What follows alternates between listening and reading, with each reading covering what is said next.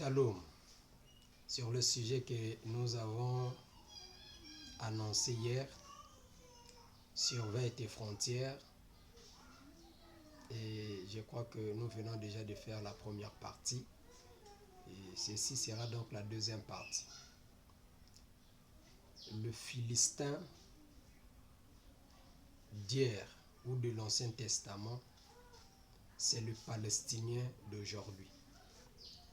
Vous allez voir dans l'histoire des Palestiniens, des Philistins et Israël. Donc quand j'ai dit Palestinien, c'est Philistin.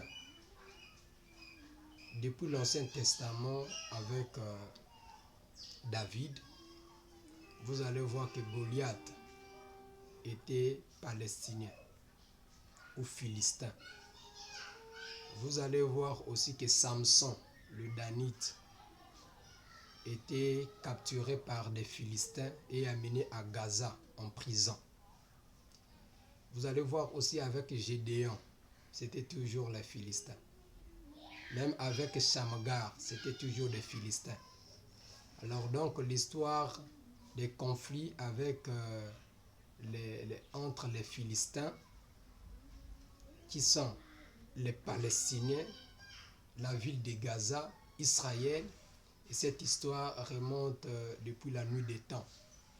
Alors ne sois pas surpris qu'aujourd'hui, que nous parlons des Palestiniens qui doivent aussi rentrer dans les kibbutz en Israël, prendre et capturer les femmes, les enfants et les amener à Gaza en prison.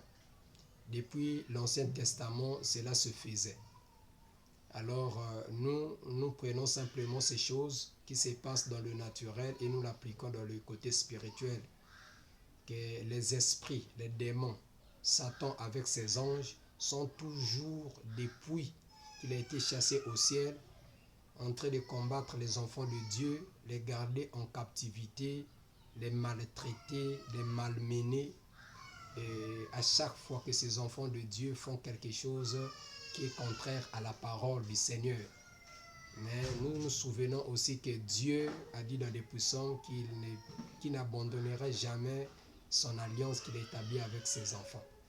Alors cette alliance, malgré les attaques de Satan, malgré que Satan peut tenir captif les enfants de Dieu, et autant marqué, Dieu envoie toujours un libérateur pour libérer ses enfants.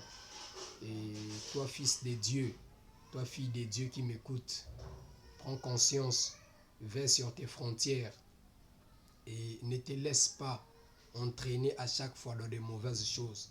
Car à chaque fois que tu poses des actes qui sont contraires à la parole, tu ouvres tes frontières et les esprits méchants, le diable, Satan, les démons vont rentrer, envahir et prendre même captif ta vie, te rendre esclave dans les choses du monde.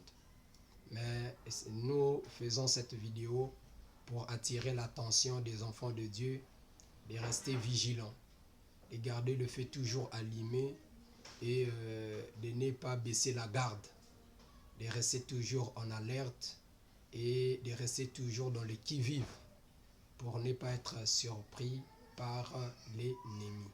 Que le Seigneur vous bénisse. Shalom.